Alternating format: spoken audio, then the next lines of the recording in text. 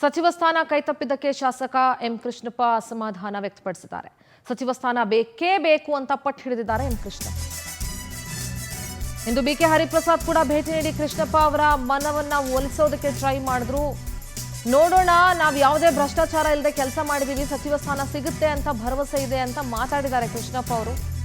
ಆದರೆ ಸಚಿವ ಸ್ಥಾನ ಬೇಕೇ ಬೇಕು ಅಂತ ಹಠ ಹಿಡಿದಿದ್ದಾರೆ. ಹಿರಿಯರು ಕೂಡ ಹೌದು, ಅನೇಕ ಬಾರಿ ಶಾಸಕರಾಗಿ ಆ ವಿಧಾನಸಭಾ ಕ್ಷೇತ್ರದಿಂದ ಆಯ್ಕೆಯಾಗಿದ್ದಾರೆ.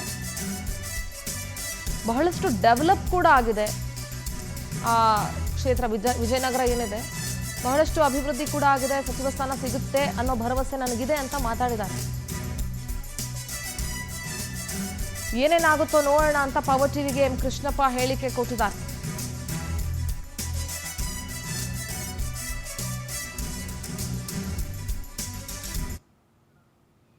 ನಮ್ಮ ಪ್ರತಿನಿಧಿ ಮಂಜುನಾಥ್ ಕೃಷ್ಣಪ್ಪ ಅವ್ರ ಜೊತೆಗೆ ಮಾತುಕತೆ ನಡೆಸಿದ್ದಾರೆ. ಏನ್ ಹೇಳಿದ್ರು ಕೇಳಿಸ್ಕೊಳ್ಳೋಣ.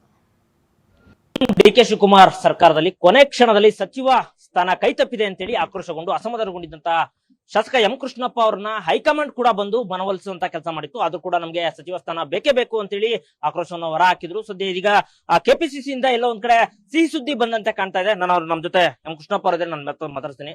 ಸರ್, ಕೊನೆ ಕ್ಷಣದಲ್ಲಿ ಸಚಿವ ಸ್ಥಾನ ಕೈ ತಪ್ಪಿದೆ ಅಂತೇಳಿ ಆಕ್ರೋಶಗೊಂಡು ಸಾಕಷ್ಟು ಅಸಮಾಧಾನ ಹೊರ ಹಾಕಿದ್ರಿ. ನಿಮ್ಗೆ ಸಮಾಧಾನ ಮಾಡುವಂತ ಕೆಲಸ ಹೈಕಮಾಂಡ್ ಕೂಡ ತಮ್ಮ ಮನೆಗೆ ಬಂದಿತ್ತು, ಭೇಟಿ ಕೊಟ್ಟಿದ್ರು. ಅದಾದ ನಂತರ ಇವತ್ತು ಕೂಡ ಬಿಕೆ ಹರಿಪ್ರಸಾದ್ ಅವರು ಬಂದಿದ್ರು. ಏನ್ ಹೇಳಿದ್ರು ಸರ್? ಇಲ್ಲ, ಏನ್ ಹೇಳ್ತಾರೆ, ಮಿಸ್ಟೇಕ್ ಆಗಿದೆ, ಸರ್ ಮಾಡ್ತೀವಿ ಅಂತ ಹೇಳಿದ್ದಾರೆ. ಸರ್ ಮಾಡ್ಬೇಕು, ಅಷ್ಟೇ ಬಿಟ್ರೆ ಬೇರೆ ಏನಿಲ್ಲ. ಯಾಕೆಂದ್ರೆ ಅವರ ಯಾವ ಮಾನದಂಡಕ್ಕೂ ನಾವು ಕಡಿಮೆ ಇಲ್ಲ.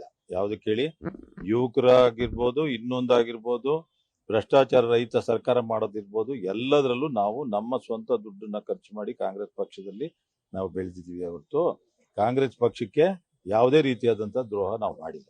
ಗೊತ್ತಾಯ್ತನಪ್ಪ. ಕಾಂಗ್ರೆಸ್ ಪಕ್ಷ ಎಲ್ಲ ಯುವಕರಿಗೆ ಕೊಡಬೇಕು. ಮುಂದಿನ ಪ್ರಿಯಕೃಷ್ಣ 3 ಸರ್ತಿ ಗೆದ್ದು 20 ಬೈ ಎಲೆಕ್ಷನ್ ಕಾಂಗ್ರೆಸ್ 15 ಸೀಟ್ ಸೋತಾಗ ಇವರು ಗೆದ್ದು ಕಾಂಗ್ರೆಸ್ಗೆ ಬೂಸ್ಟ್ ಅಪ್ ಕೊಟ್ಟಂತ ಪ್ರಿಯಕೃಷ್ಣ ಅವ್ರನ್ನ ಸ್ವಂತ ಅವ್ರು ಬೇರೆ ಕಾನ್ಸ್ಟಿಟ್ಯೂನ್ಸಿ, ನಮಗೂ ಅದಕ್ಕೂ ಸಂಬಂಧ ಇಲ್ಲ. ನನ್ನ ಕಾನ್ಸ್ಟಿಟ್ಯೂನ್ಸಿ ಅಲ್ಲ, ಅದು ಬೇರೆ ಕಾನ್ಸ್ಟಿಟ್ಯೂನ್ಸಿ, ಗೋವಿಂದರಾಜನಗರ. ಅಲ್ಲಿ ಗೆದ್ದವನಿಗೂ ನೀವು ಇಲ್ಲ. ನಾನು 5 ಸರ್ತಿ ಶಾಸಕ ಆಗಿದ್ದೀನಿ, ನನಗೂ ಇಲ್ಲ. ಅವ್ರು ಹೇಳಿದ್ರು ಅಂತ ಪಾರ್ಲಿಮೆಂಟ್ಗೆ ಕೊನೆ ದಿನ ನಾಮಿನೇಷನ್ ಮಾಡಿ ಕೊನೆ ದಿವಸ 2004ರಲ್ಲಿ ಕಡಿಮೆ ಅಂತರದಲ್ಲಿ ಸೋತಿದ್ದೀನಿ, ನನಗೂ ಇಲ್ಲ. ಸರ್, ಹೇಳ್ತಾ ಇದ್ರಿ ಇಷ್ಟೆಲ್ಲಾ ಕೆಲಸ ಮಾಡಿದಿರಿ, ಯಾವುದೇ ಒಂದು ಕಪ್ಪು ಚುಕ್ಕಿ ಇಲ್ಲದೆ, ಭ್ರಷ್ಟಾಚಾರ ಇಲ್ಲದೆ ಕೆಲಸ ಮಾಡಿದೆ ಅಂತೀರಿ. ಮತ್ತೆ ಯಾಕೆ ಸಚಿವ ಸ್ಥಾನ ತಮಗೆ ಕೂಡ ಕಾಂಗ್ರೆಸ್ ಅಲ್ಲಿ ಹಿರಿಯ ನಾಯಕರಿದ್ರಿ, ಮತ್ತೆ ಯಾಕೆ ಈ ರೀತಿ ನಿಮ್ಗೆ ಈ ತರ ಕಡೆಗಣಿಸ್ತಿರೋದು ಕೊನೆ ಕ್ಷಣದಲ್ಲಿ? ನಾನು ಅದನ್ನೇ ಕೇಳ್ತಾ ಇರೋದು.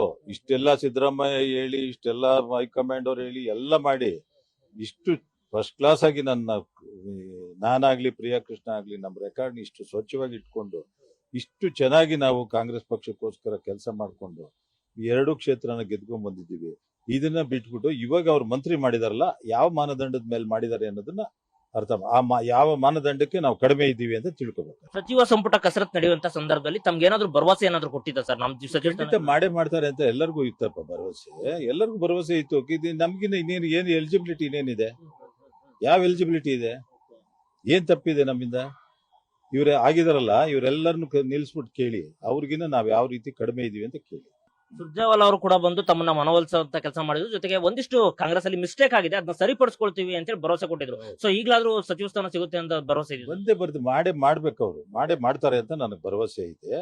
ಮಾಡದೆ ಇರೋಕ್ ಸಾಧ್ಯನೇ ಇಲ್ಲ. ಅವರು ಮಾಡ್ತಾರೆ. ತಮ್ಮ ಪ್ರಿಯಕೃಷ್ಣ ಅವರು ಕೂಡ ಇವತ್ತು ಹೈಕಮಾಂಡ್ ಬಲವ ಮೇರೆಗೆ ಡೆಲ್ಲಿಗೆ ಹೋಗಿದ್ದಾರೆ ಅಂತ ಮಾಹಿತಿ ಇದೆ. ಇಲ್ಲ, ಹೋಗಿದ್ದಾರೆ. ಏನು ಅಂತ ವಿಷಯ ಇನ್ನ ಗೊತ್ತಿಲ್ಲ.